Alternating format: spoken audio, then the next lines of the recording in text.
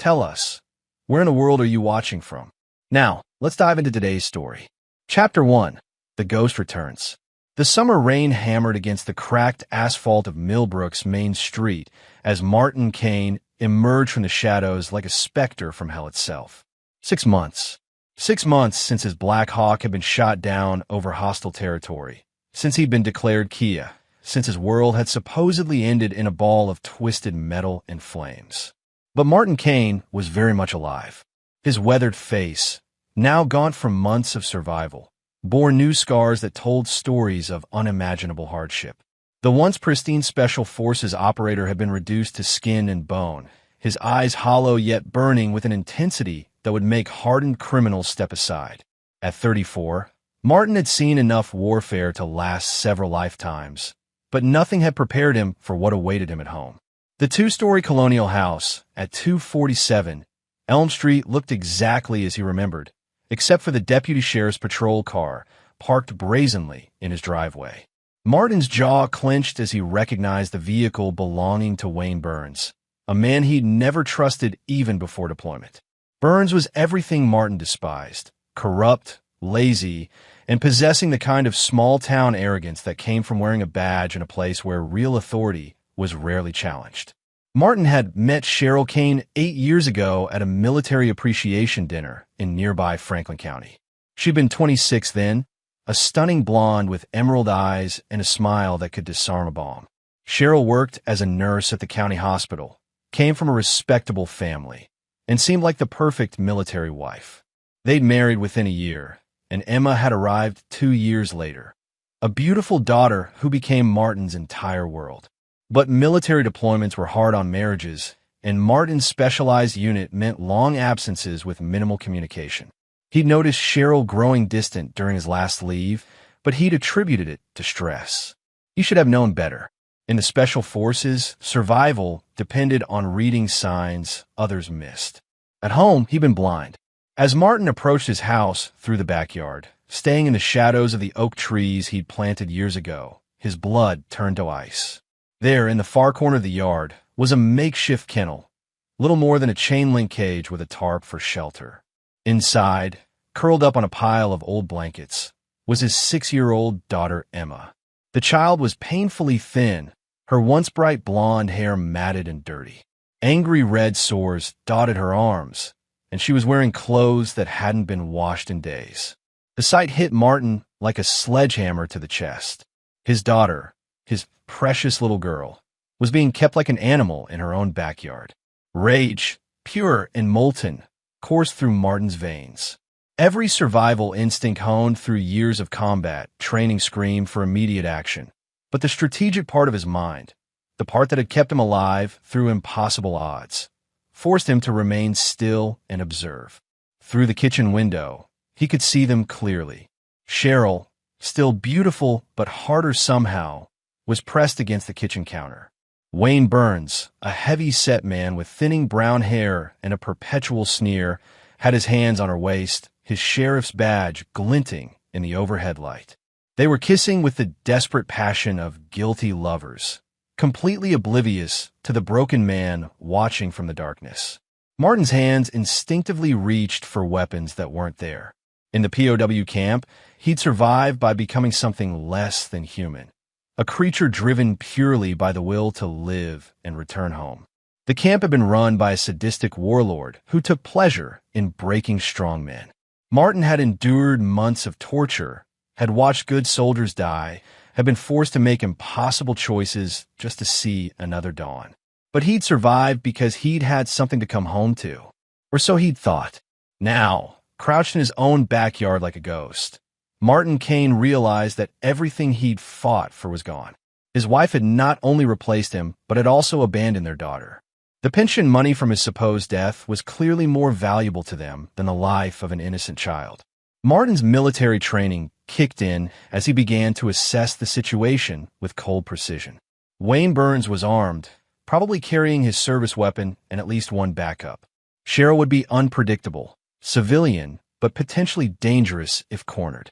The house had multiple entry points, but any direct confrontation would traumatize Emma further. No, this situation required a different approach.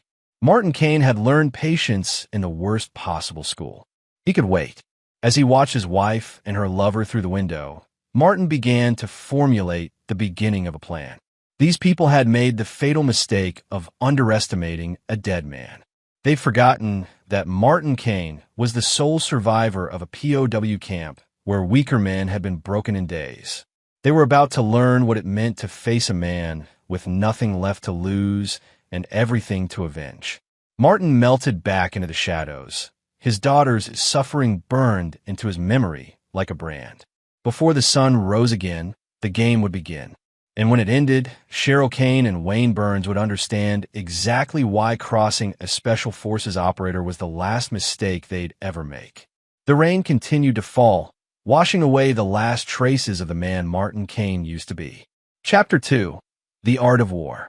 Martin Kane had spent the last 18 hours in reconnaissance, treating his own home like an enemy stronghold. Old habits from his military days died hard, and right now, those habits were all that stood between him and a reckless assault that would destroy any chance of saving Emma. From his hidden observation post in the abandoned Hutchinson Barn 3 properties over, Martin had mapped out the daily routines of his targets with military precision. Cheryl left for her shifts at the hospital at 6 a.m. and 6 p.m., alternating between day and night rotations. Wayne Burns arrived like clockwork at 7 a.m. for breakfast and stayed until noon, then returned around 8 p.m. for what Martin grimly understood to be overnight visits. But the most heartbreaking pattern was Emma's treatment. 3 times a day, Cheryl would bring out a bowl of food, usually leftovers or cheap cereal, and place it just inside the kennel. The child was allowed inside only to use the bathroom, and even then, only under supervision. It was systematic abuse, designed to break a little girl's spirit, just as surely as the POW camp had tried to break Martin's. The why of it gnawed at Martin's tactical mind. This wasn't simple neglect or even typical abuse. This was calculated cruelty with a purpose. As he observed through his military-grade binoculars, Martin began to piece together the larger picture. Wayne Burns wasn't just any corrupt small-town cop. Martin's research at the local library's computers had revealed some interesting facts. Burns had been passed over for sheriff twice, had multiple complaints filed against him for excessive force, and was currently under internal investigation for misuse of department resources. The man was desperate for both money and respect, 2 things that Martin's death benefits and widow status could provide through Cheryl. But why torture Emma? The answer came to Martin during his second night of surveillance when he overheard a conversation through the open kitchen window. "She keeps asking when Daddy's coming home," Cheryl was saying, her voice carrying a whining tone Martin had never heard before. "I'm running out of lies to tell her." "Then don't lie," Wayne's gravelly voice responded. "Kid's got to learn sooner or later that her precious daddy ain't coming back. The sooner she accepts it, the easier it'll be when we make this official." "But what if someone sees her out there? Social services or who's going to see her? Your neighbors think you're the grieving war widow struggling to cope. Besides, a little hardship builds character. My old man used to chain me to the porch when I acted up, and it taught me respect." Martin's hands had clenched into fists as the true scope of their plan became clear. They weren't just stealing his life insurance and pension. They were systematically breaking his daughter's will so she'd be easier to control. Emma was being conditioned to accept abuse as normal, to stop asking questions, to stop hoping for rescue. It was psychological warfare against a 6-year-old child. That revelation had transformed Martin's anger from hot rage into something far more dangerous: cold, calculated fury. These weren't just thieves or even ordinary criminals. They were child abusers who had turned his own home into a prison camp. Martin's military background had taught him that every successful operation required 3 elements: intelligence, resources, and timing. He'd spent decades perfecting these skills in environments where failure meant death. Intelligence was flowing in steadily. Martin had discovered that Wayne Burns lived alone in a small apartment above Hendrick's hardware store on Main Street. The man had a drinking problem, a gambling debt to some unsavory characters in the county seat, and a tendency to leave his service weapon unsecured when he was drunk. Cheryl, meanwhile, had been living off Martin's presumed death benefits while maintaining her job at the hospital. Insurance fraud at minimum, but likely much more. Resources were more challenging. Martin had nothing but the clothes on his back and the survival skills burned into his DNA. But 18 months in a POW camp had taught him that a determined man could create weapons from anything.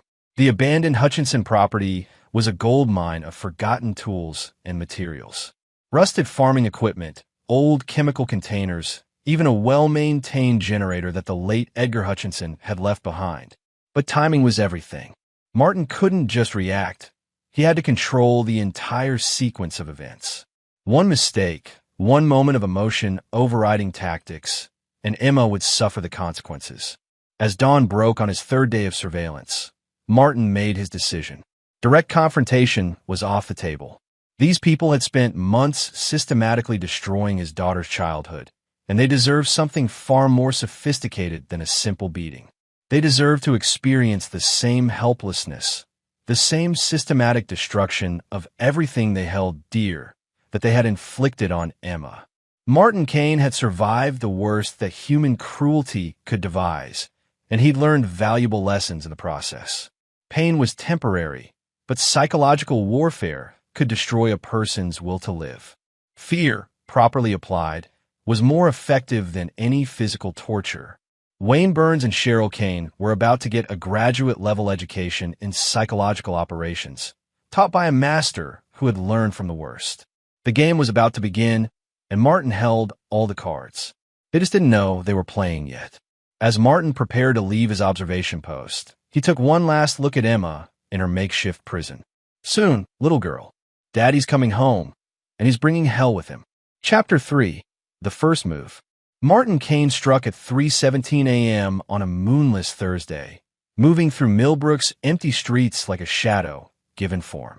His first target wasn't Wayne Burns or even Cheryl. It was the foundation of their comfortable lives. The Millbrook Telegraph building stood dark and quiet on the corner of Main and 2nd, its ancient brick facade hiding the small-town newspaper that had dutifully reported Martin's death 6 months earlier. The building's security was laughable to a man who'd infiltrated enemy compounds protected by trained soldiers and electronic surveillance. Within 15 minutes, Martin was inside the building's basement archives, searching through 6 months of back issues with the methodical precision of a trained intelligence analyst. What he found made his blood run cold and his resolve turn to steel. The newspaper's coverage of his supposed death had been surprisingly detailed. Too detailed. The article, written by the paper's editor Robbie Flowers, contained information that should have been classified. Details about Martin's unit's mission, their location when the helicopter went down, even speculation about survivors that should have been restricted to military personnel and immediate family. But it was the follow-up articles that revealed the true scope of the conspiracy. A week after Martin's death was reported, the Telegraph had run a puff piece about local widow Cheryl Kane's brave struggle to cope with loss. The article mentioned her work at the hospital, her dedication to her daughter, and the community support during her difficult time. What it didn't mention was that Cheryl had been seen around town with Wayne Burns just 3 days after Martin's supposed death. The timeline was damning. These two hadn't even waited for the body to get cold before they started their affair. Martin photographed every relevant article with a camera he'd liberated from the newspaper's equipment room, then moved to his second target, Wayne Burns' personnel file at the Sheriff's Department. The Millbrook Sheriff's Department was housed in a converted storefront that had seen better days. Martin had conducted reconnaissance on the building for 2 days, noting the single security camera, which hadn't worked in years, the flimsy locks, and the fact that night dispatch was handled by one elderly woman who spent most of her shift asleep at her desk. Burns' personnel file painted the picture of a man spiraling toward disgrace even before Martin's death. Multiple complaints from citizens, 3 separate internal investigations for misconduct, and a pattern of aggressive behavior that had the county sheriff's office quietly distancing themselves from Millbrook's operation. But the most damning evidence was in Burns' financial records, which Martin accessed through the department's ancient computer system. In the 6 months since Martin's death, Burns had made several large cash deposits, amounts that far exceeded his deputy salary. The deposits coincided perfectly with Cheryl's insurance payouts. Martin was building a case, but not for the courts. This was intelligence gathering for a very different kind of justice. His third stop was the most dangerous, his own house.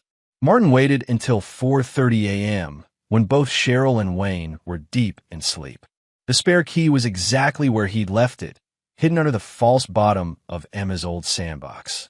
As he slipped into his own home, Martin felt like a ghost visiting his former life. The house had changed in subtle but disturbing ways. His photographs had been removed from the walls and replaced with pictures of Cheryl and Wayne. His clothes were gone from the closet, his personal effects cleared out as if he'd never existed. Even worse, Emma's room had been stripped of most of her toys and furniture, leaving only a bare mattress and a few books. Martin moved through the house with practiced stealth, gathering intelligence and preparing the groundwork for what was to come. In the kitchen, he found Emma's medical records scattered on the counter, evidence that Cheryl had been documenting his daughter's behavioral problems to justify her treatment.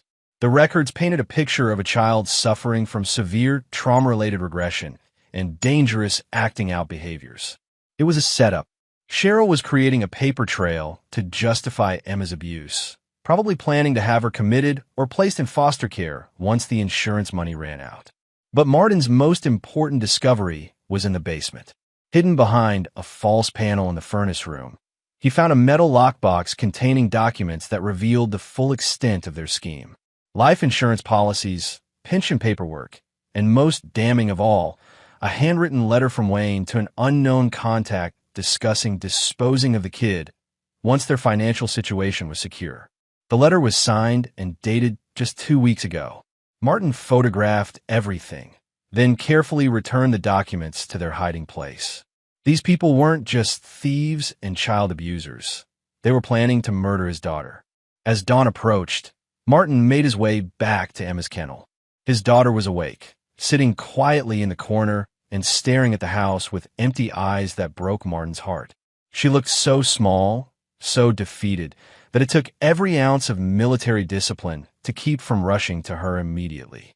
Instead, Martin knelt in the shadows just outside the kennel and whispered softly, "Emma." The little girl's head snapped up, her eyes wide with disbelief. "Daddy," she whispered back, her voice barely audible.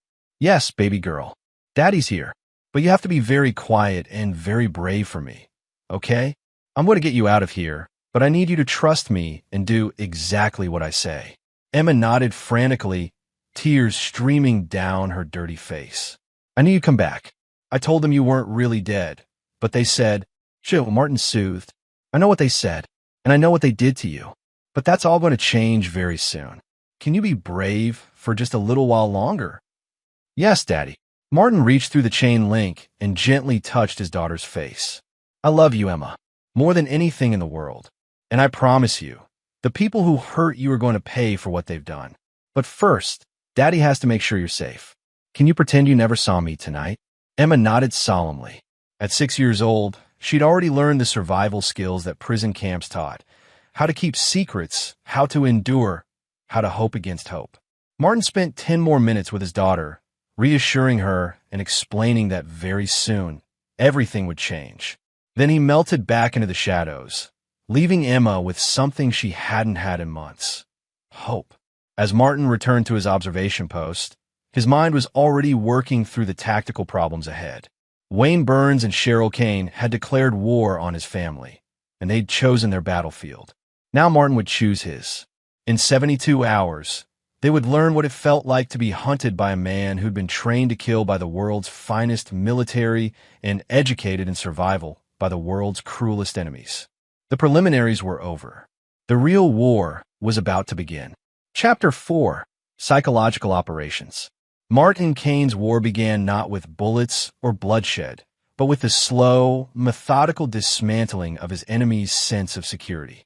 He'd learned in the POW camp that the mind was far more fragile than the body, and fear properly applied could accomplish what brute force never could. Wayne Burns received his first message on Friday morning. The deputy sheriff stumbled out of Martin's house at 6 a.m., still buttoning his uniform shirt as he made his way to the patrol car. What he found waiting for him on the windshield was a single photograph. Burns himself, taken through the kitchen window the night before, his hands clearly visible around Cheryl's waist. But it wasn't just any photograph. It was a perfect surveillance shot, taken with professional equipment from an impossible angle. The lighting was crisp, the focus flawless, and the timestamp in the corner showed it had been taken at exactly 11:47 p.m., when Burns thought he was safe and unobserved. On the back of the photograph, written in block letters with a black marker, were 3 words, "I see you." Burns' reaction was everything Martin had hoped for. The man stood frozen beside his patrol car for nearly 5 minutes, his head swiveling as he searched the empty street for any sign of surveillance. His hand instinctively moved to his service weapon, though he had no target to draw on. Martin watched from his concealed position 3 blocks away, using the same military-grade optics he'd liberated from the abandoned National Guard armory outside town. Burns' body language told the complete story: confusion, fear, and the dawning realization that someone was watching him. Phase 1, establish surveillance. Complete. The second message arrived at Cheryl's workplace that afternoon. Martin had spent the morning learning the layout of Millbrook General Hospital, paying particular attention to the nursing station where his wife worked.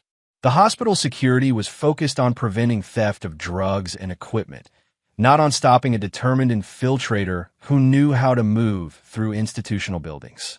Cheryl's locker in the staff break room contained the usual personal items: makeup, spare scrubs, family photos that conspicuously featured Wayne Burns, but not Martin or Emma. Hidden among her belongings, Martin placed a manila envelope containing a single item: Emma's birth certificate, with a handwritten note attached. "She calls your name when she cries at night. But you already know that, don't you? A friend." The beauty of the message wasn't just its content. It was the impossibility of its delivery.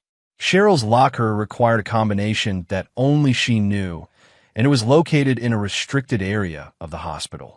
Someone had not only gained access to her most secure personal space, but had done so without being detected by any of the building's security measures.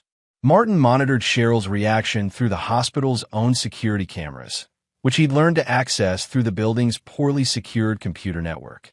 When she found the envelope, Cheryl's face went through a fascinating series of expressions: confusion, recognition, and finally, naked terror. She spent the rest of her shift looking over her shoulder, jumping at every unexpected sound, and making 3 separate phone calls to Wayne Burns. Martin couldn't hear the conversations, but he could read lips well enough to catch fragments. "Someone knows. Inside my locker. Watching us." Phase 2. Establish omnipresence. Complete. But Martin's psychological campaign wasn't limited to his primary targets.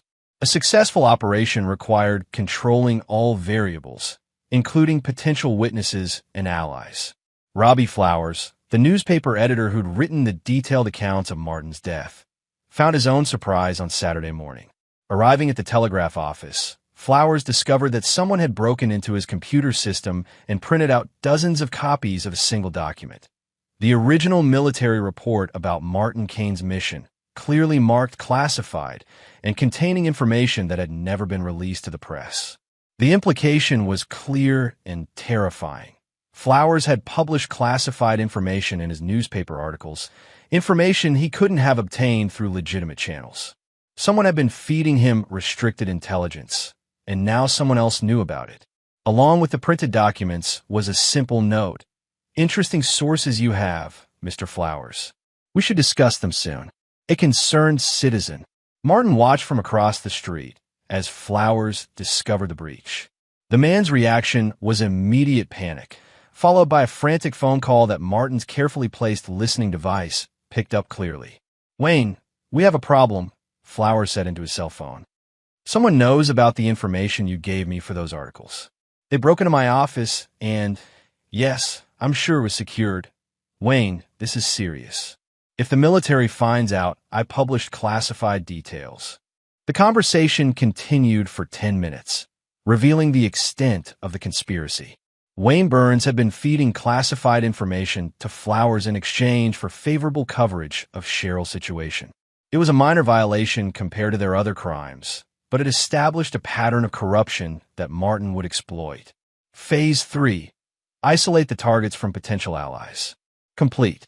By Sunday evening, Martin's psychological operation was achieving its intended effect. Wayne Burns had requested additional patrols of his apartment building and had started carrying a backup weapon in an ankle holster.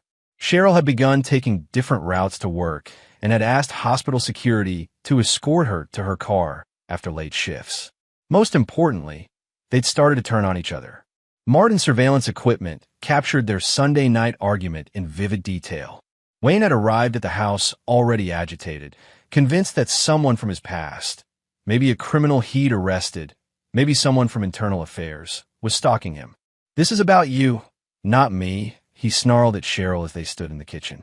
"Someone's trying to get to me through you. Maybe it's time we cooled things off for a while." "You can't just abandon me now," Cheryl shot back.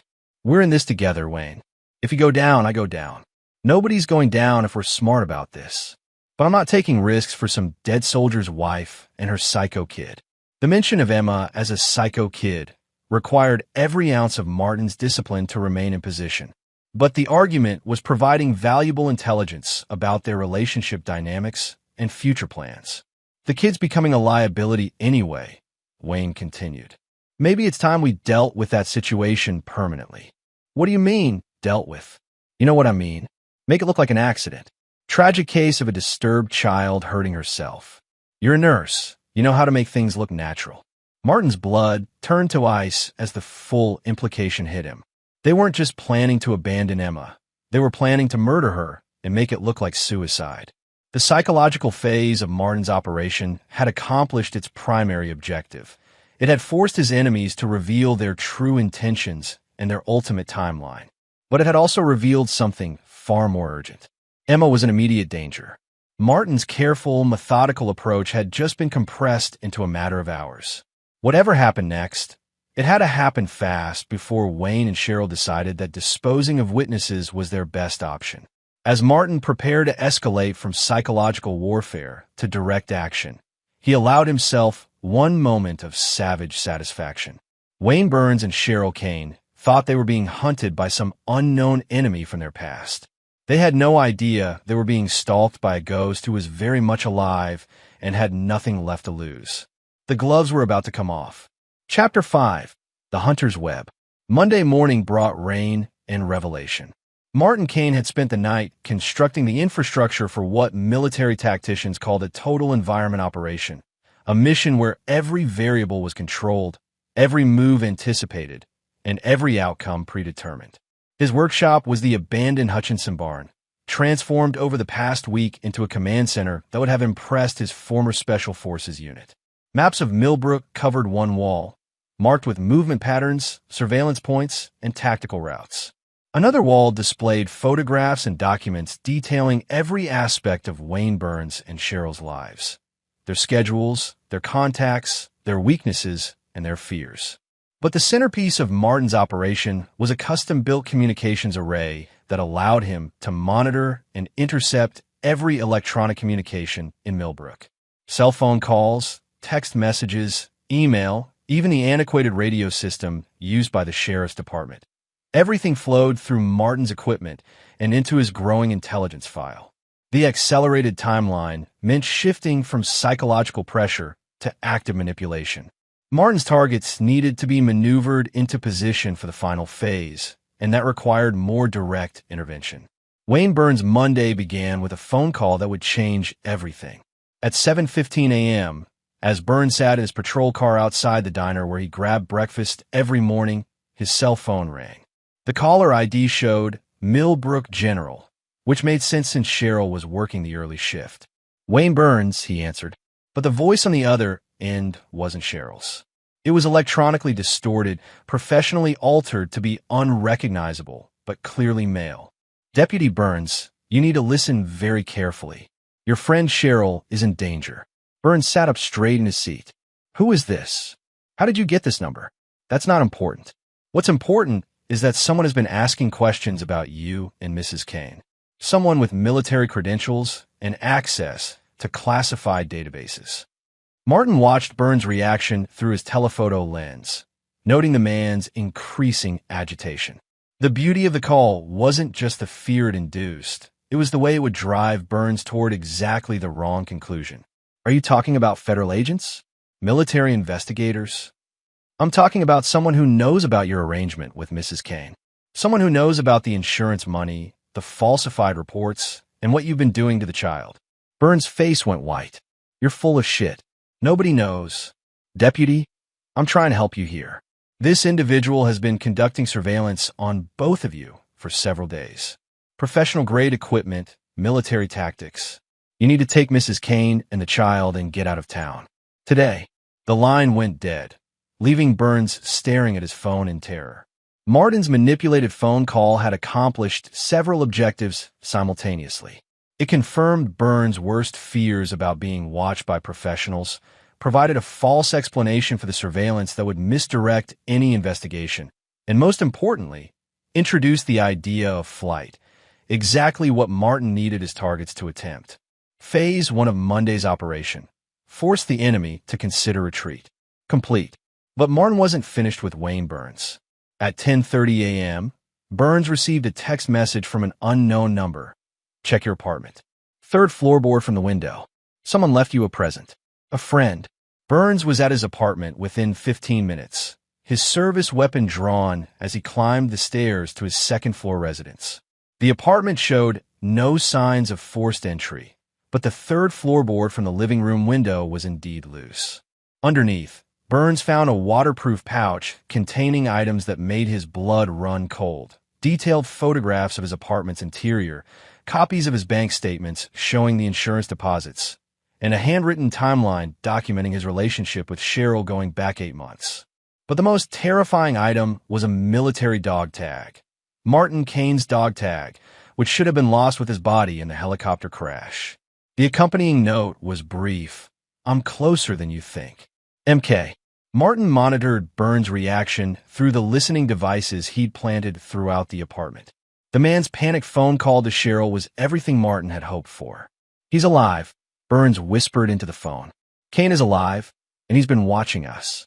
We need to run. Now. That's impossible, Cheryl's voice crackled through the phone speaker. The military confirmed he was dead. I saw the reports. Then explain how his dog tag ended up under my floorboard next to photos of us together. Cheryl, this guy is Special Forces. You know what that means? He's trained to kill people like us. Martin smiled grimly as he listened to their growing panic. Fear was making them sloppy, driving them toward the exact response he needed. What about Emma? Cheryl asked. What about her? She's just extra baggage now. We take the money we've got and disappear. Let social services deal with the kid. Wayne, we can't just abandon her.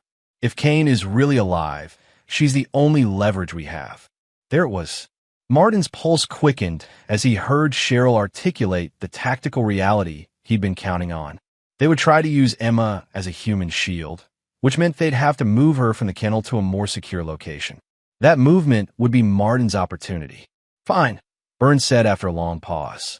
But we do this smart. We take the kid with us tonight, drive to the county seat, and figure out our next move from there. If Kane really is alive, he'll follow us. And when he does, we'll be ready for him. Where do we meet? The Old Quarry Road, 11 p.m. Bring whatever cash you've got, and anything else we might need. And Cheryl? Bring something to keep the kid quiet. We can't have her screaming if we need to move fast.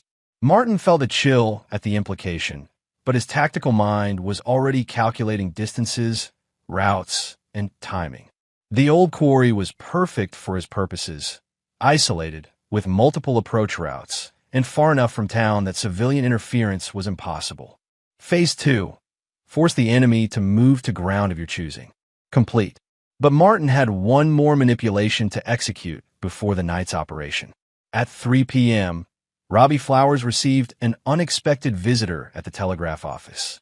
A man in a dark suit who introduced himself as Agent Christopher Elliott from the Department of Defense's Criminal Investigation Division. Mr. Flowers, we need to discuss your recent articles about Staff Sergeant Martin Kane's death. Specifically, we need to know where you obtained classified information about his unit's mission. Of course, There was no Agent Elliot from the DoD. Martin had simply bought a generic badge holder online and printed official-looking credentials using the newspaper's own equipment. But Flowers didn't know that, and his guilty conscience filled in the details. I can't reveal my sources," Flowers stammered. "Mr. Flowers, publishing classified military information is a federal crime. We're prepared to offer immunity in exchange for your cooperation, but only if you tell us everything you know about Deputy Wayne Burns' involvement in this matter." The interview lasted 30 minutes, during which Flowers revealed everything about his arrangement with Burns. More importantly, he provided Martin with confirmation that Burns had been selling information from military databases that he shouldn't have had access to, evidence of a much larger corruption network. But the real purpose of the interview was to plant information that would reach Burns within hours. "Mr. Flowers, I need you to understand something. Staff Sergeant Kane's death is now under federal investigation.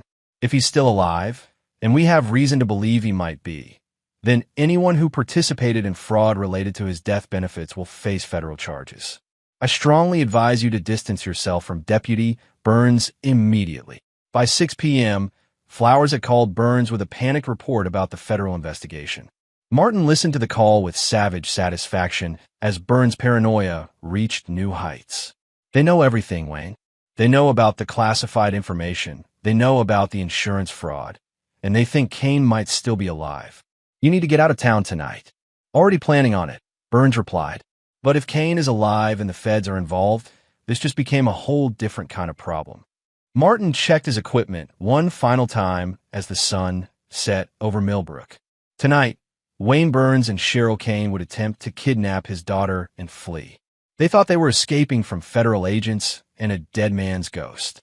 They had no idea they were walking into a trap designed by someone who had survived the worst that human cruelty could devise and learned to turn that knowledge into a weapon.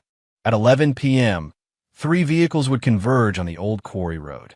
Only one would leave, and Emma Kane would finally be going home. Chapter 6. The Perfect Trap. The abandoned limestone quarry sat like a wound in the earth, its steep walls and dark water creating a natural amphitheater of shadows and echoes. Martin Kane had chosen this location not just for its isolation, but for its tactical advantages, multiple approach routes, controlled sight lines, and most importantly, no escape routes that he couldn't monitor and block.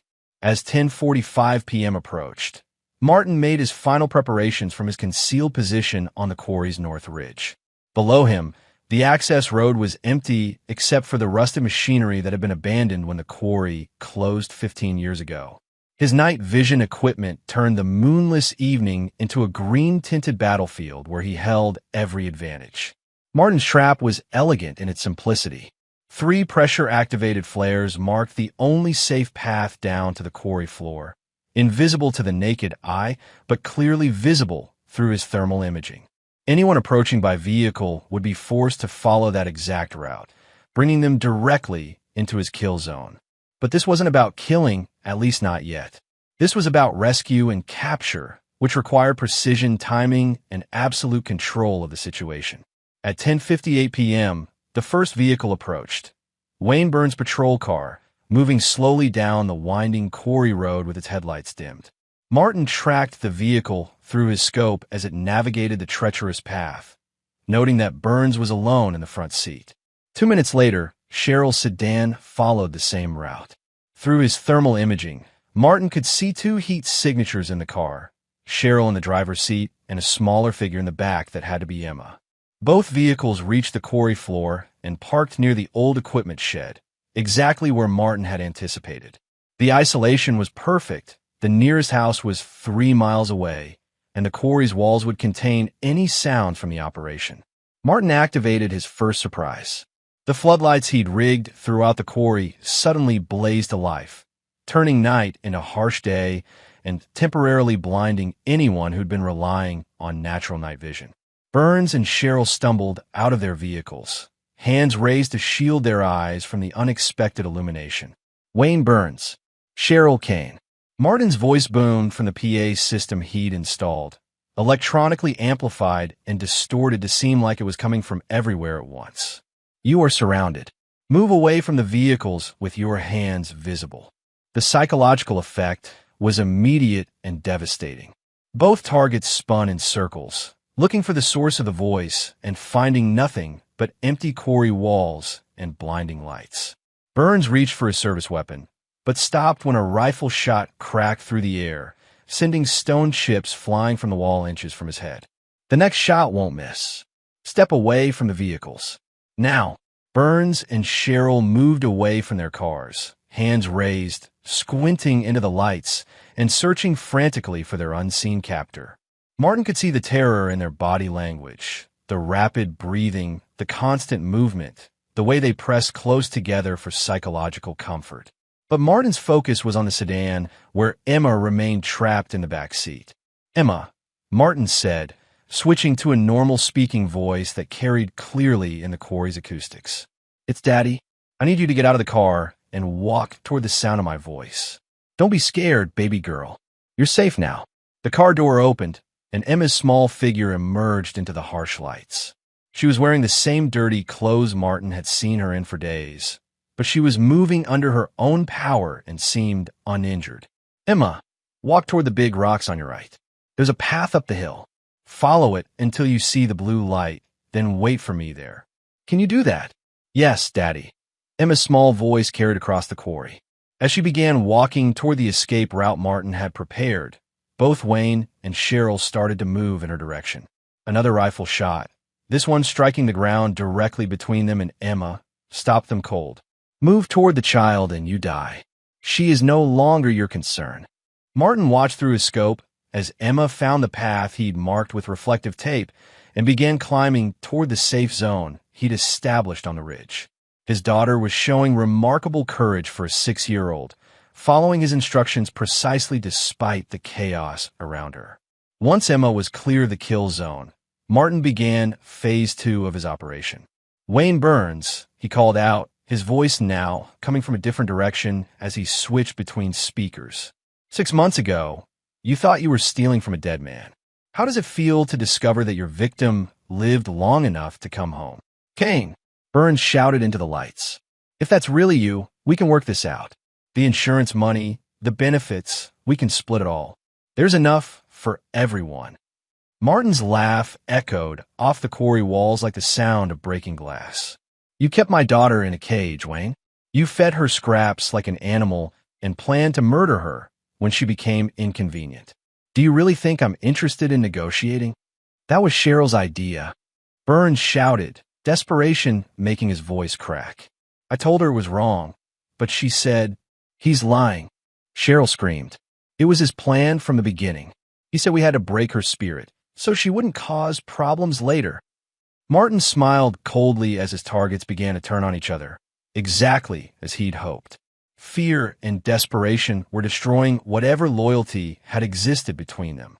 "Both of you participated in the systematic abuse of my daughter," Martin's voice boomed through the speakers. "Both of you profited from my supposed death. Both of you planned to commit murder to cover your crimes. Now, both of you are going to pay the price." Burns made a desperate grab for his weapon, but Martin was ready. The rifle shot took the deputy in the shoulder, spinning him around and sending him crashing to the ground. Cheryl screamed and ran toward the quarry's edge, but Martin had anticipated that response as well. The second shot shattered her left ankle, dropping her to the rocky ground 20 feet from the water's edge. Neither wound was fatal, but both were incapacitating. Martin had spent too much time in military medicine to make mistakes about anatomy and bullet placement. "Emma," Martin called out, his voice gentle again. "Are you at the blue light?" "Yes, Daddy," came the reply from high above. "Good girl. Wait for me there. I'll be with you in just a few minutes." Martin began his descent into the quarry, rifle at the ready and night vision goggles, allowing him to move confidently through the shadows between the floodlights. Wayne Burns was unconscious from blood loss and shock, but Cheryl was still awake and coherent despite her shattered ankle. As Martin approached his wife, his former wife, she looked up at him with a mixture of terror and desperate cunning. "Martin, please," she whispered. "I know how this looks, but you don't understand. Wayne forced me into this. He threatened Emma and me if I didn't cooperate. I was protecting her the only way I could. Martin knelt beside Cheryl, his face inches from hers. In the harsh light, she could see the changes that months of captivity and survival had carved into his features. This wasn't the gentle soldier who'd left for deployment. This was something far more dangerous. You kept our daughter in a cage, Martin said quietly. You documented false behavioral problems to justify abusing her. You planned to murder her when the insurance money ran out. And now you want me to believe you were protecting her. Martin, do you know what they did to me in that camp, Cheryl? Do you know what I survived to come home to my family? Martin's voice was barely above a whisper, but it carried more menace than any shout. They tried to break me with pain, with fear, with hopelessness.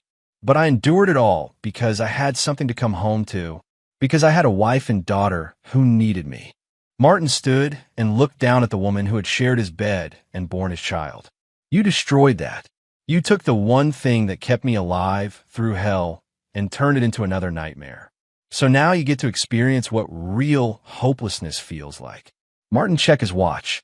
11:47 p.m. Perfect timing.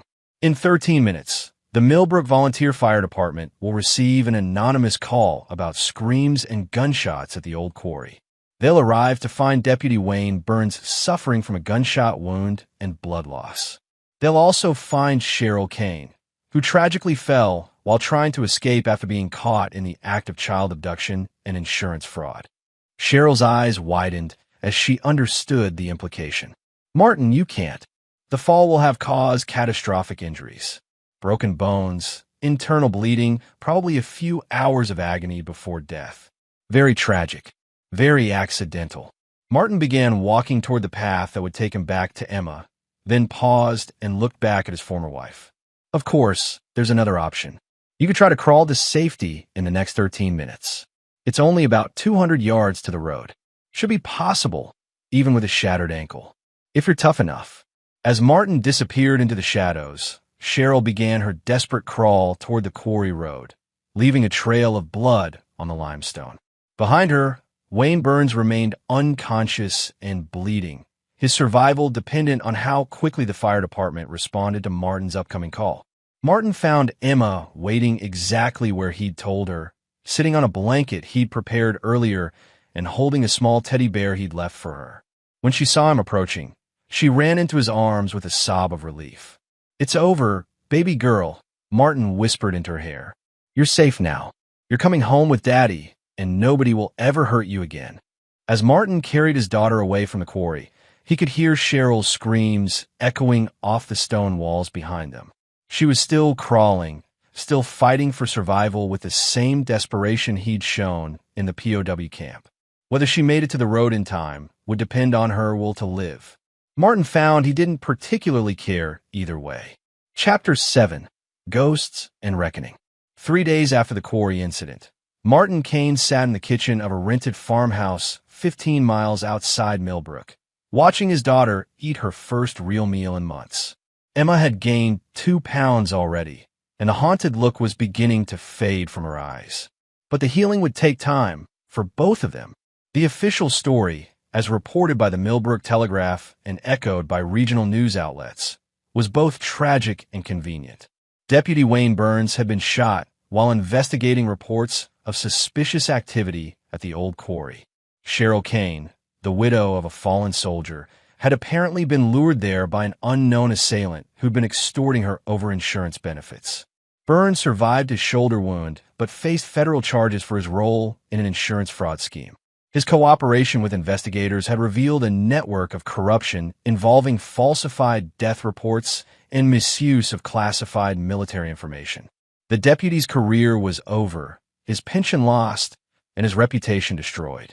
Cheryl Kane had been less fortunate. She'd managed to crawl nearly 100 yards before blood loss and shock overcame her.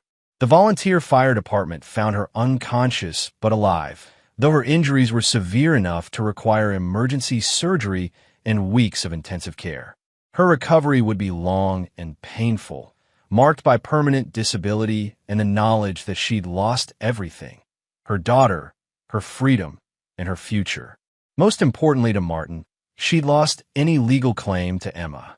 The investigation into the quarry incident was being handled by Agent Christopher Elliott of the DoD's Criminal Investigation Division, or rather, by the man everyone believed to be Agent Elliott. Martin's false identity had held up under scrutiny, aided by his genuine knowledge of military procedures and his access to classified databases through channels his former unit commanders would never have approved. The beauty of Martin's deception was its simplicity. By positioning himself as the federal investigator, he controlled the flow of information and could direct the investigation away from any inconsistencies in his story. The real DoD would eventually realize that no Agent Elliott existed, but by then, the local investigation would be closed and Martin would have disappeared. But there were still loose ends to tie up, and Martin Kane had never been a man to leave jobs unfinished. Robbie Flowers received his final visit on Thursday afternoon. The Telegraph editor looked up from his computer to find Agent Elliott standing in his office doorway, his expression grim and his manner suggesting that the investigation had taken a serious turn. "Mr. Flowers, we need to discuss your future with the Department of Defense." "I told you everything I know," Flowers protested. "I gave you all the documents, all the communications with Burns. I've cooperated completely." "Yes, you have. And that cooperation has saved you from federal prosecution. However, there are conditions attached to your immunity agreement." Martin placed a thick folder on Flowers' desk, his movements deliberate and official. "You're going to publish one final story about the Kane case. You're going to write it exactly as I dictate, and you're going to ensure it reaches every major news outlet in the region." The story that appeared in the Telegraph's Friday edition was a masterpiece of misdirection and closure. It detailed the corruption investigation, the insurance fraud scheme, and the tragic circumstances that had led to Cheryl Kane's downfall. But most importantly, it confirmed that Staff Sergeant Martin Kane had indeed died in the helicopter crash, his body recovered and properly buried in Arlington National Cemetery. The article included interviews with military officials, actually Martin using voice modulation technology, and photographs of the burial ceremony, carefully staged images from other military funerals. To anyone reading the story, Martin Kane was definitively dead, his case closed, and his family's suffering finally at an end. The psychological operation was complete. Martin Kane, the soldier, was officially buried. Marcus Elliott, the federal investigator, would disappear when the case was closed, and the ghost who'd returned to Millbrook would fade back into the shadows from which he'd emerged. But Martin wasn't finished with Wayne Burns. The former deputy was recovering in the county hospital, his shoulder healing, but his future destroyed. The federal investigation had uncovered enough evidence to send him to prison for years, but Martin wanted a more personal form of justice. On Friday night, Martin visited Burns' hospital room. The man was alone, sedated but conscious, his right arm immobilized by surgical hardware. When he saw Martin enter the room, Burns' eyes widened with recognition and terror. "You," he whispered. "Hello, Wayne." Martin closed the door behind him and activated a small electronic device that would interfere with the room's monitoring equipment. "I thought we should have a conversation. You're supposed to be dead," the newspaper said. "The newspaper prints what it's told to print. Just like you told Robbie Flowers what to write about my supposed death." Martin pulled a chair close to Burns' bed and sat down. "Did you really think I wouldn't figure out how you got classified information about my mission?" Burns tried to sit up, but winced at the pain in his shoulder. "Look, Kane, I know you're angry, but..." "Angry?" Martin's laugh was soft and dangerous. "Wayne, angry doesn't begin to describe what I am. You sold information about my unit to finance your affair with my wife. You kept my daughter in a cage and planned to murder her. You destroyed my family while profiting from my supposed death. Angry is far too small a word for what you've awakened in me." Martin leaned forward, his voice dropping to a whisper. "Do you know what I learned in that POW camp, Wayne? I learned that there are fates worse than death. I learned that a strong man can be broken not by pain, but by helplessness, by watching everything he cares about destroyed while he's powerless to stop it." Burns' breathing became rapid and shallow as Martin continued. "You're going to prison, Wayne. Federal prison, where corrupt cops don't last very long. But before you go, I want you to understand something. I'm going to be watching you. Every day, every hour, for the rest of your miserable life. Martin produced a photograph and placed it on Burns' chest. It showed the interior of Burns' hospital room, taken from an impossible angle that suggested surveillance equipment hidden somewhere in the walls. I know where you'll be transferred. I know which prison, which cell block, which inmates have particular feelings about men who hurt children. I know your routine, your habits, your fears. And I'll be there, in the shadows, making sure you never forget what you did to my family. Burns was hyperventilating now, his heart monitor beeping frantically. You can't? The nurses will come. The nurses think you're having nightmares about the shooting. Very common for trauma victims. They'll give you some medication and tell you to rest. Martin stood and looked down at Burns with cold satisfaction. But the nightmares are real, Wayne, and they're going to follow you for the rest of your life. As Martin moved toward the door, Burns found his voice one last time. What about Cheryl? What about your wife? Martin paused without turning around. Cheryl Kane died the moment she put my daughter in that cage. The woman in the ICU is just a stranger who happens to share her name. She'll live with her injuries, her shame, and the knowledge that she destroyed everything for a corrupt cop and some insurance money. That's punishment enough. Martin opened the door and looked back at Burns one final time. Enjoy prison, Wayne. Try not to think about all the ways I might be watching you. The door closed with a soft click, leaving Wayne Burns alone with his terror and the photograph that proved he would never truly be alone again. As Martin walked through the hospital corridors, his phone buzzed with a text message from the secure number he'd given Emma's temporary guardian. She's asking when you're coming home. Martin smiled, the first genuine smile he'd managed since his return to Millbrook. Home. After everything he'd endured, everything he'd lost and reclaimed, the word finally meant something again. He had a daughter to raise, a new life to build, and a future to create from the ashes of his past. The ghosts of Millbrook were finally at rest. And Martin Kane, the man who died in a helicopter crash and been reborn in hell, was ready to live again. Chapter 8. New Foundations. 6 months after the quarry incident, Martin Kane stood in the doorway of Emma's new bedroom, watching his daughter sleep peacefully for the first time since his return. The nightmares had finally stopped coming, replaced by dreams of horses and playgrounds and all the normal things a 7-year-old should dream about. The farmhouse in Virginia's Blue Ridge Mountains was everything Millbrook had never been.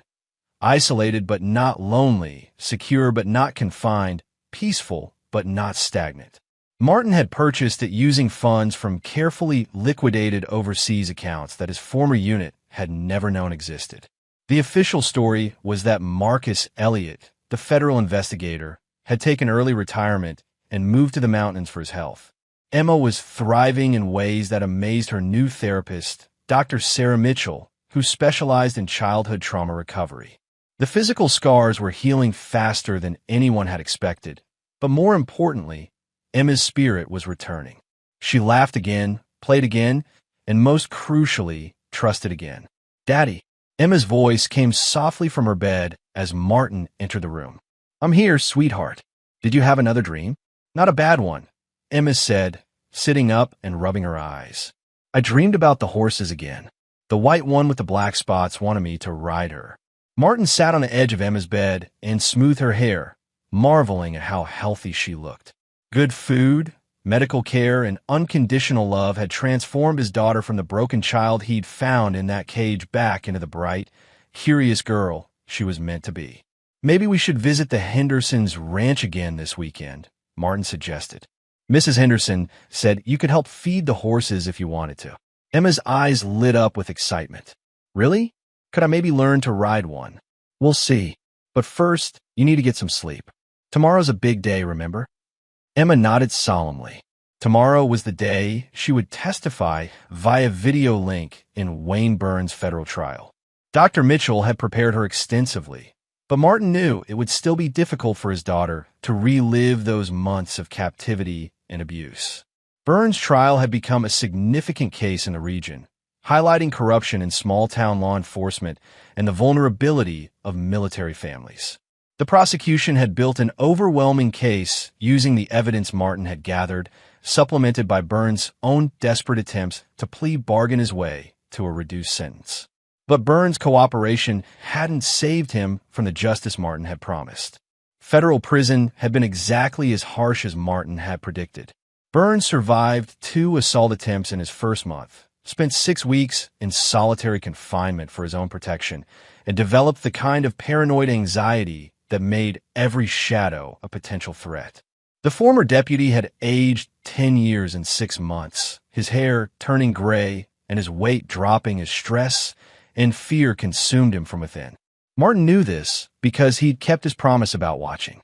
A network of contacts in the federal prison system, guards, inmates, and staff who owed favors to former Special Forces operators, provided regular updates on Burns' condition and state of mind.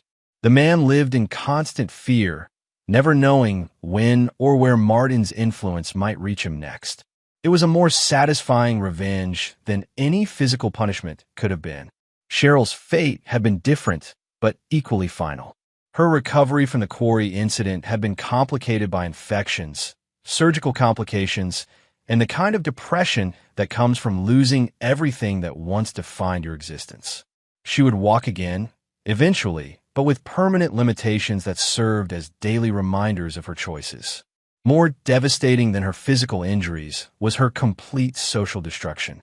The insurance fraud investigation had revealed the full extent of her betrayal, and the community that had once supported her as a grieving war widow now viewed her with disgust and contempt. She'd been forced to sell the house on Elm Street to pay legal fees and medical bills, and her nursing license had been permanently revoked. Martin had received word that she'd left the state entirely, probably seeking anonymity in some distant city where her story wasn't common knowledge. He felt no satisfaction in her suffering, but no sympathy either. She had made her choices, and consequences were inevitable. The last loose end had been Robbie Flowers, who had proven surprisingly adaptable to his new circumstances. The Telegraph editor had parlayed his cooperation with the federal investigation into a book deal, writing a true crime account of small-town corruption that had become a regional bestseller. Flowers had been careful to stick to the official narrative about Martin's death, and his book had actually helped cement the fiction that Special Forces veteran Martin Cain was buried in Arlington Cemetery. As Emma settled back into sleep, Martin reflected on the strange turns his life had taken. A year ago, he'd been a soldier fighting overseas battles in service of his country. 6 months ago, he'd been a dead man walking through his own personal hell. Now he was a single father rebuilding his life in the Virginia mountains, officially invisible to the system, but more free than he'd ever been. Dr. Mitchell had suggested that Martin might benefit from therapy himself, but he'd politely declined. The POW camp had taught him everything he needed to know about processing trauma and moving forward. Some wounds were meant to scar over rather than heal completely, serving as permanent reminders of hard-learned lessons. Martin's phone buzzed with a secure message from Roland Michael, his former team leader who'd helped facilitate Martin's unofficial resurrection and relocation. The message was brief. Burns' appeal denied. 25 years minimum. Your ghost can rest easy. Martin deleted the message and powered down the phone. Roland was one of only 3 people who knew that Martin Cain had survived the helicopter crash, and he'd agreed to help only after seeing the evidence of what Burns and Cheryl had done to Emma. Even among Special Forces operators, there were lines that couldn't be crossed without consequences. But the secrecy would end someday. Emma deserved to know her real name and her father's true history when she was old enough to understand. Until then, Marcus Elliott would be the only father she knew, and that was enough. As Martin prepared for bed, he allowed himself a moment of satisfaction. The mission was complete. His daughter was safe, his enemies had been neutralized, and his own survival was secure. For a man who'd been declared dead and written off by everyone who'd ever known him, it was a remarkably successful outcome. But Martin Cain had learned that survival was only the beginning. Now came the harder task of building something worth surviving for. Looking out his bedroom window at the peaceful Virginia countryside, Martin knew he was ready for that challenge. He'd been forged in the worst possible circumstances and had emerged with his core values intact. Now, he could focus on being the father Emma needed and deserved. The ghost of Millbrook could finally rest. The real work of living was just beginning. Chapter 9. Final Justice. 2 years after the quarry incident, Martin Kane received the call he'd been expecting but dreading. Wayne Burns was dead. The news came through Roland Michael, delivered in the clinical tone that former Special Forces operators used when discussing operational casualties. Burns had been found in his cell at Federal Correctional Institution Coleman, an apparent suicide by hanging. The official investigation was routine, just another corrupt cop who couldn't handle the pressure of prison life. But Martin knew better. The network of contacts he'd cultivated inside the federal prison system had kept him informed of Burns' deteriorating mental state. The former deputy had spent his final months in a state of constant paranoia, convinced that Martin was orchestrating every setback, every threat, every moment of fear he experienced behind bars.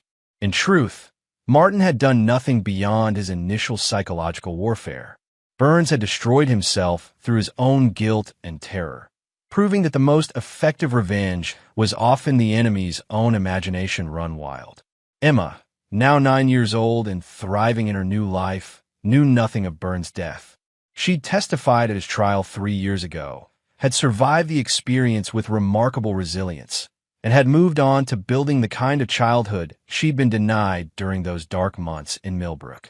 Martin saw no reason to burden her with news about a man who'd tried to destroy her life. The farmhouse in Virginia had become everything Martin had hoped it would be. Emma excelled in the local school, had made friends among the neighboring families, and showed no lasting effects from her early trauma beyond a healthy wariness of strangers. Dr. Mitchell continued to see her quarterly, more as a precaution than a necessity, and consistently reported that Emma was developing into a normal, well-adjusted child. Martin himself had found an unexpected peace in their mountain refuge. He worked as a security consultant for companies that needed discreet expertise in protecting executives and facilities. It was lucrative work that utilized his military skills while allowing him to maintain the flexible schedule that single parenthood required. But the past had one final surprise waiting for him. The knock on Martin's door came on a crisp October evening while Emma was at a sleepover with friends. Martin answered it to find a woman in her 50s, professionally dressed but showing signs of hard travel. She had the bearing of someone accustomed to authority, and her eyes held the kind of intelligence that missed very little. "Mr. Elliott? My name is Agent Cecilia Strickland, FBI. I'd like to speak with you about a case from Millbrook County." Martin's tactical mind immediately began calculating risks and responses, but his expression remained neutral. "Of course. Please come in." Agent Strickland entered the farmhouse and looked around with the trained eye of an investigator. She noted the security systems, the strategic placement of furniture, and the subtle modifications that turned a rural home into a defensible position. "Interesting setup you have here," she observed. "Very thorough for a retired federal investigator." "Old habits," Martin replied. "Can I offer you coffee? It's on a long drive from wherever you started." "Washington, actually, and yes, coffee would be appreciated." As Martin prepared coffee in the kitchen, Agent Strickland continued her casual inspection of the house. She paused at a framed photograph showing Martin and Emma at a county fair, both of them laughing as they shared cotton candy. "Beautiful daughter," she said when Martin returned with 2 mugs. "She looks happy." "She is. We both are." Martin handed her the coffee and gestured toward the living room chairs. "What case did you want to discuss?" Agent Strickland settled into her chair and fixed Martin with a steady gaze. "The problem with your Millbrook investigation, Mr. Elliott, is that it was too perfect. Every piece of evidence fell into place exactly as needed. Every witness told exactly the right story. And most remarkably, the primary investigator managed to tie up every loose end without leaving a single unanswered question." Martin sipped his coffee and waited. In interrogation situations, the first person to speak usually gave away more than they intended. "The FBI doesn't usually review local corruption cases," Strickland continued. "But the Millbrook situation caught our attention because of some unusual elements. For instance, the classified military information that Deputy Burns allegedly accessed should have triggered immediate DoD security protocols. But there's no record of any security breach being reported through proper channels." Martin nodded thoughtfully. "That is unusual. Perhaps the information wasn't as classified as we initially believed. Perhaps. Or perhaps someone with the right clearances and access codes obtained the information through legitimate channels and then used it to construct a narrative that served their purposes. The room fell silent, except for the ticking of an antique clock on the mantelpiece. Martin recognized the interrogation technique. Present a theory and wait for the subject to either confirm or deny it through body language and verbal responses. Agent Strickland, Martin said finally, I'm not sure what you're suggesting, but I documented every aspect of my investigation in Millbrook. The evidence spoke for itself. Yes, it did. Almost too clearly. Strickland leaned forward slightly. Tell me, Mr. Elliott, what do you know about Staff Sergeant Martin Kane? What the investigation revealed. He died in a helicopter crash. His widow and her boyfriend defrauded the government of his death benefits, and his daughter suffered terrible abuse as a result. It was a tragic case that ended with appropriate justice. Appropriate justice, Strickland repeated. That's an interesting phrase. Some might argue that justice is what happens in courtrooms, not in abandoned quarries. Martin felt a chill, but kept his expression neutral. I'm not sure I understand your implication. Agent Strickland reached into her briefcase and produced a file folder, which she placed on the coffee table between them. Martin Kane's military records make for fascinating reading. Special forces, multiple deployments, specialized training in psychological operations, and unconventional warfare. The kind of man who could disappear into hostile territory and emerge months later, having accomplished impossible missions.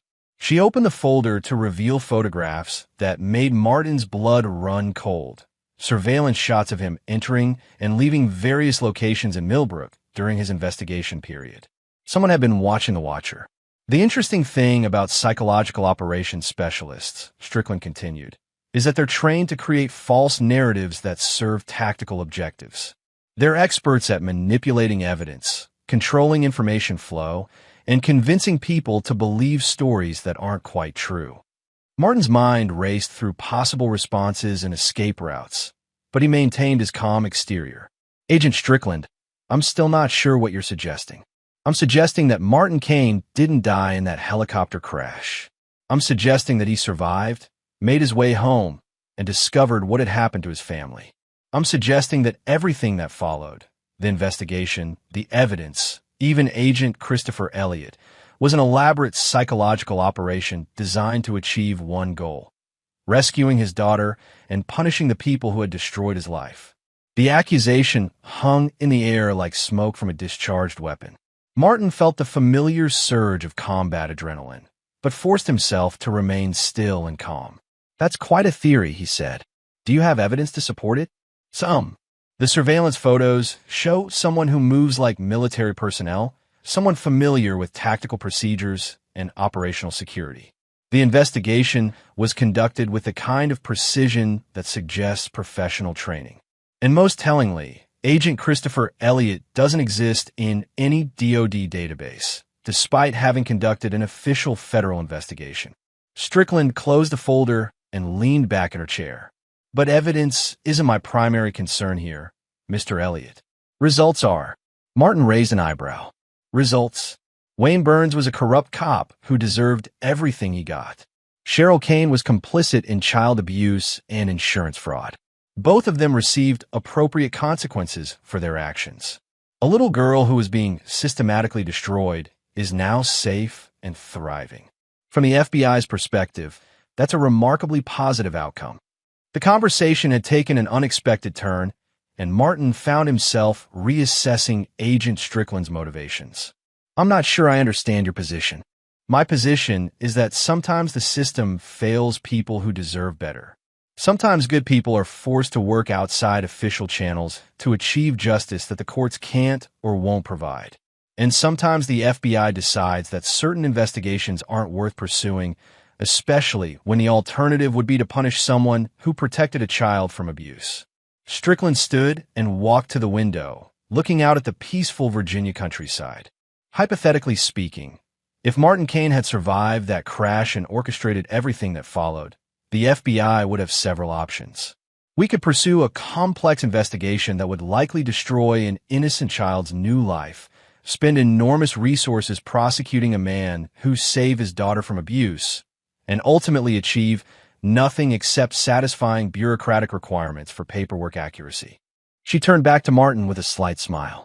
Or we could decide that our resources are better spent on cases where the bad guys haven't already been appropriately punished. Martin felt a weight lifting from his shoulders that he hadn't realized he'd been carrying. And which option is the FBI choosing? The file on the Millbrook investigation is being officially closed. Agent Christopher Elliott's identification documents will be quietly archived as part of a routine administrative cleanup. And Marcus Elliott will continue to live peacefully in Virginia with his daughter, secure in the knowledge that his past is his own business. Agent Strickland finished her coffee and prepared to leave. The FBI does ask one favor in return for this understanding, which is, if you ever feel the need to conduct another unofficial investigation, please consider reaching out to us first. We have resources that might help you achieve your objectives through more conventional means. As Strickland reached the door, she paused and looked back at Martin one final time. Your daughter is lucky to have you, Mr. Elliott. Take care of her. After the FBI agent left, Martin sat alone in his living room for a long time, processing the conversation and its implications. The ghost of Martin Kane could finally rest completely, secure in the knowledge that no official investigation would ever threaten Emma's new life. When Emma returned from her sleepover the next morning, she found her father making pancakes and humming an old song she'd never heard before. You seem happy today, Daddy, she observed as she climbed onto her favorite kitchen stool. I am happy, sweetheart. Very happy. Why? Martin smiled as he flipped a pancake with practiced precision. Because sometimes good things happen to good people, and bad things happen to bad people, and justice finds a way to work itself out. Emma nodded solemnly, as if this made perfect sense to her 9-year-old worldview. Like in the fairy tales? Exactly like in the fairy tales. As they ate breakfast together, Martin reflected on the strange journey that had brought them to this moment. He lost everything, survived the worst that human cruelty could devise, and fought his way back to build something better from the ashes of his former life. The boy who'd joined the army to serve his country was gone. The soldier who'd survived the POW camp was a memory. Even the ghost who'd returned to Millbrook had faded into history. What remained was a father, a protector, and a man who'd learned that sometimes the most important battles were fought not for nations or causes, but for the people we love most. Martin Kane's war was finally over. His victory was complete, and his daughter would never have to know the price that victory had required. And there you have it. Another story comes to an end. What did you think? I'd love to hear your thoughts in the comments below. If you enjoy this story, consider joining our community by subscribing. It means the world to us. For more stories like this one, check out the recommended videos on screen. And I'll see you there.